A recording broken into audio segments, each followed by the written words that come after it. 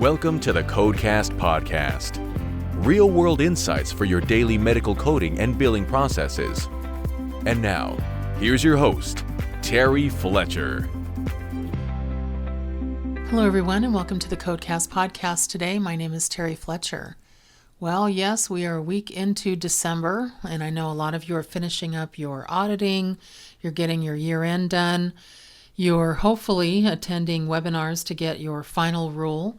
For those of you that are listening to my webinar today, you should be able to, hopefully you either attended my December 9th cardiology update with McVeigh Seminars, or on the 10th, you're going to be listening into our Healthcare Code Compass. Myself and Stephanie Allard are going to be presenting that on the 10th.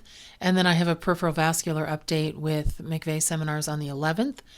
And then also I have two fourth quarter Medicare updates, one on the 16th with the NSCHBC and one on the 17th with McVeigh Seminars. So lots of webinars this month just to get you updated with new CPT codes. There's new final rules and some of the updates moving into the fourth quarter and part of the first quarter in 2026. So I hope everyone has signed up for that or has at least gotten their new CPT book, navigated through it, started marking it up and tabbing it. I know I have. And wow, it's a lot of information, isn't it? It's crazy. Well, today what I wanted to do, based on just what I was talking about, is I wanted to talk about some things that I'm finding in my audits that seem to be a little bone of contention, or I should say confusion. Now, I may have talked about this before. I don't know, because I have over 424 episodes now, and we are strong since 2017. So that's 8 years. So we have been on air a long time, and we just appreciate all of our listeners for sticking with us, and we keep growing. So we have 1.2 million downloads, and we average about where are we at here? About 3,500 a week right now of downloads and listeners. So that's pretty cool. I'm excited about that, especially for a single podcaster. So a lot of people do the whole video, and I know I'm on a couple of those. And we're coming back in 2026. I didn't have time in December to do any of those. But I know a lot of people like to do the video, like to sit in a studio and all that. I like to record and have it available for you. So every Terry Tuesday it comes out without fail, because it's hard sometimes to get guests to show up to do what they're supposed to do and be consistent. But we have never missed a Tuesday, not for rain, snow, weather, for holidays. Even if it's a Christmas day, we are on a Tuesday. So again, thanks everyone. Okay, so what am I going to talk about today? Well, let's talk about some medical decision making for E&M. Acute, uncomplicated versus acute with systemic symptoms. I was reading an article on Coding Intel, and I really liked it. And, shout out to them, because they do a great job with explanations. And I'm going to add some of my 2 cents here too, because I looked at CPT and some of their definitions, and, and obviously we'd follow their grid when we're talking about how to, and the only way I know how to put it is in, hashtag or in air quotes, score a record, is to really define what CPT, AMA is saying, and then you go to your payer and see if they are saying the same thing. Medicare says one thing, Medicaid in your state says something else, and then you've got the commercial plans that tend to say that they follow the Medicare rule, but do they actually? Not all the time. And then we have this automatic downcoding right now. And so this is why I thought it was important to look at acute uncomplicated, because that's under the number and complexity of problems addressed under the low complexity level 3s. And then acute illness with systemic symptoms, that's under the first element again, number and complexity of problems addressed under moderate or level 4s. And you don't want to over or under code what you are doing. So when using the E&M guidelines, is the problem an acute uncomplicated illness or an acute illness with systemic symptoms? Well, let's look first at the definition. So AMA CPT looks at an acute uncomplicated illness as a recent or short-term problem with a low risk of morbidity for which treatment is considered. Now, what does morbidity mean? That's the condition of suffering from a disease or medical condition. So basically, it's basically the rate of disease in a population. Okay, so that's what that's saying. How long will this last? And it says, there is little or no risk, again, of morbidity with treatment. Full recovery without functional impairment is expected. Now, it still may not happen, but that's expected. And it's a problem that is normally self-limited or minor, but it's really not resolving consistent with a definite and prescribed course. That's an acute, uncomplicated illness instead of the minimal, okay? And CPT gives examples. They say cystitis, allergies, simple sprains. Those have little or no risk of mortality. And what is mortality? That's a state of being subject to death. Okay, so consider that. Full recovery without functional impairment. Other examples: otitis media, upper respiratory infections that are minor. Now, UTIs without risk factors. A simple case of diarrhea without risk factors. Now, fever, body aches, fatigue, and the conditions that I just mentioned do not constitute an acute illness with systemic symptoms according to AMA, and I'll move on with that in a minute. Then we go to the acute illness with systemic symptoms, because we have to start somewhere. So we're starting with the problems addressed. So AMA says an illness that causes systemic symptoms, so the illness causes those, and has a high risk of morbidity without treatment. So a high risk of suffering, okay, or disease, or management of that disease without treatment. Now, you have to be honest about this. It says for systemic general symptoms such as fever, body aches, or fatigue in a minor illness that may be treated to alleviate symptoms, shorten the course of illness, or to prevent complications, then they refer you back and they say, see definitions for self-limited or minor or acute uncomplicated. They say systemic symptoms may not be general, but may be a single system. So they're saying basically if you can take over-the-counter meds, or you can take, something that's pretty easy to shorten that illness and prevent any complications, then you are starting too high. It also talks about, what are the examples? Now, this was surprising to me. So colitis, pyelonephritis, pneumonitis, so they say, they're saying that is an acute illness with systemic symptoms. High risk of morbidity without treatment. Now, again, morbidity, know the difference. That's the condition of suffering from a disease or medical condition that you can't necessarily get away from without treatment. Now, if treating systemic general symptoms, again, such as fever, body aches, or fatigue, they go back to C, acute uncomplicated. Patient has symptoms in other body areas, organ systems other than that condition.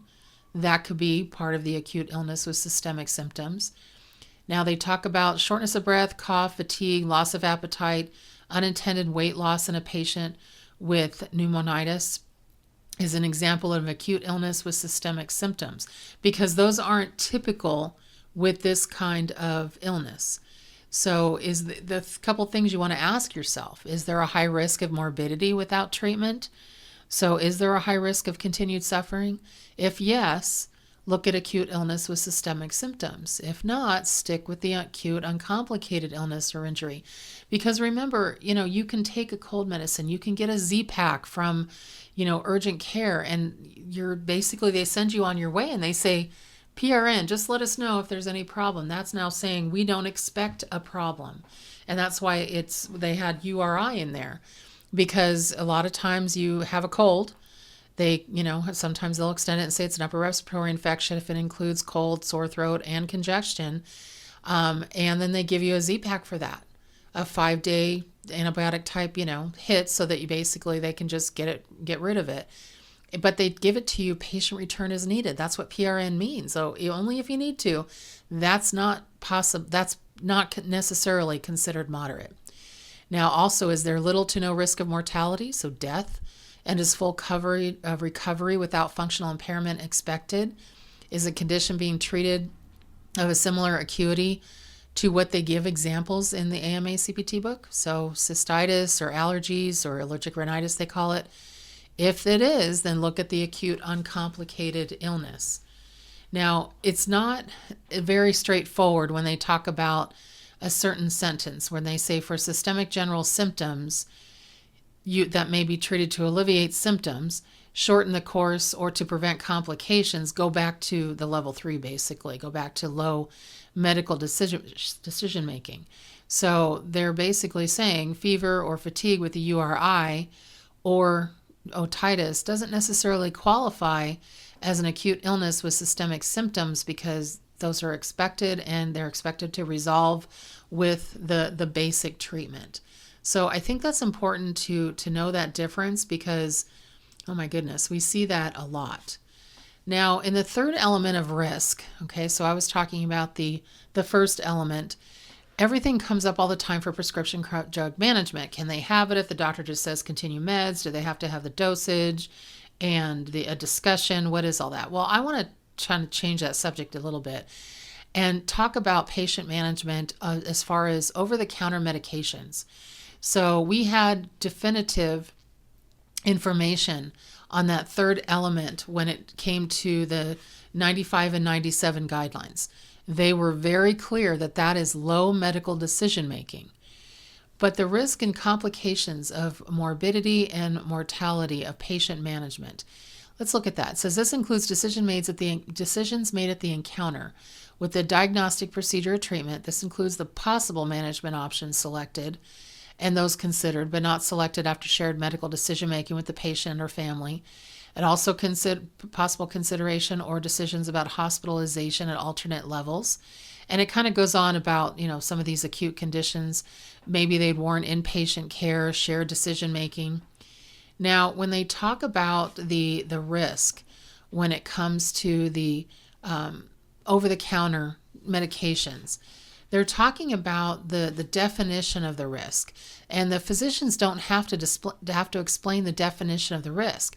You're as a clinician, you're just determining that risk. That's why I hate it when I go to audit a chart and I see a doctor say this was moderate risk because we did prescription drug. And don't say that.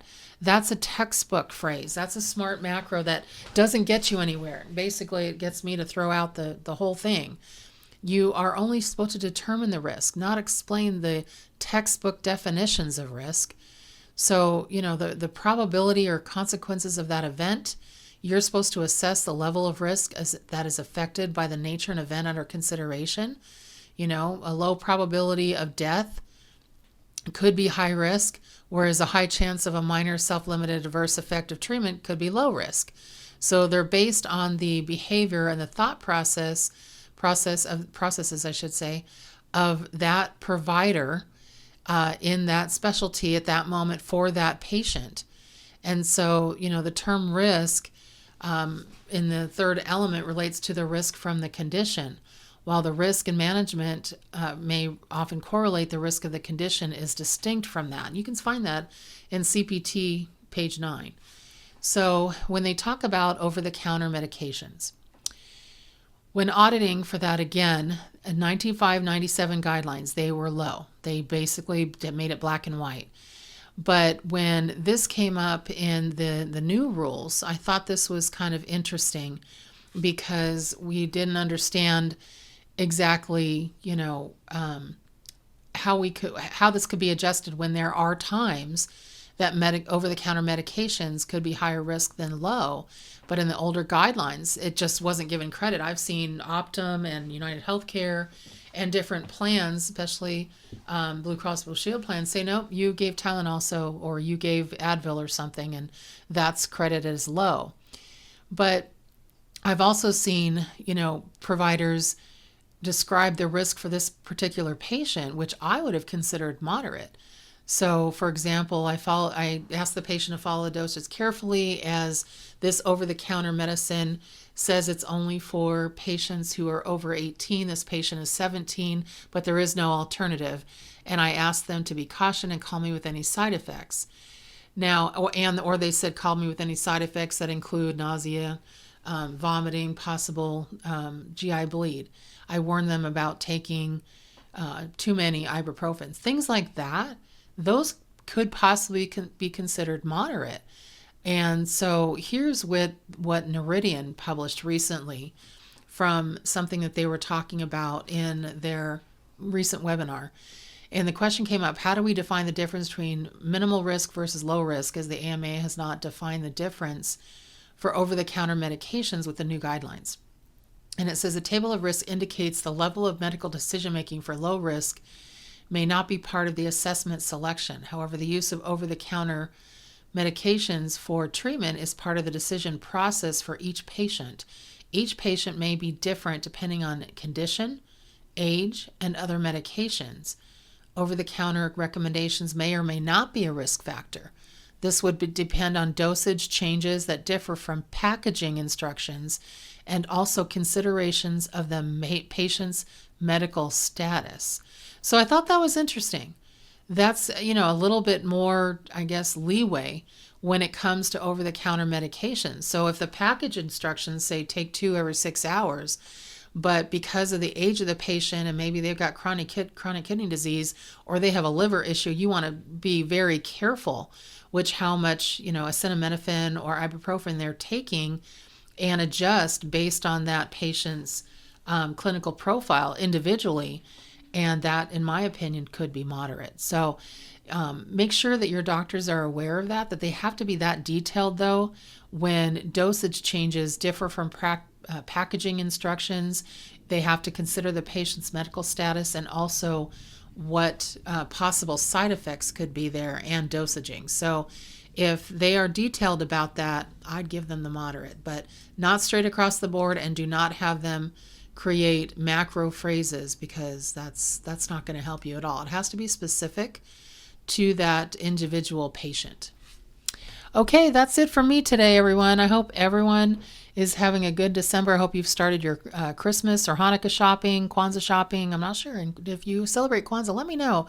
Yeah, I'm not familiar with it, but I know it is a holiday that's similar to what we do with Christmas and Hanukkah. So if you have actual gifts that are exchanged there, let me know. I'm just interested. I love the culture exchange of things. But you've probably seen that my Steelers have not been having a very good season. So hopefully by the time you hear this, things will have turned around. But I don't know. Our 41-year-old quarterback is looking every bit his age. We'll see what happens. Okay, everyone, have a really great rest of your week. Make it a great day, and thank you for listening to the Codecast podcast. For more information on medical coding, billing, auditing, and compliance, including how to hire Terry, follow Terry on Twitter at TerryCoder1 or visit her website at www.terryfletcher.net. Podcast producer Joe Kuzma. Music producer Dassassin Music.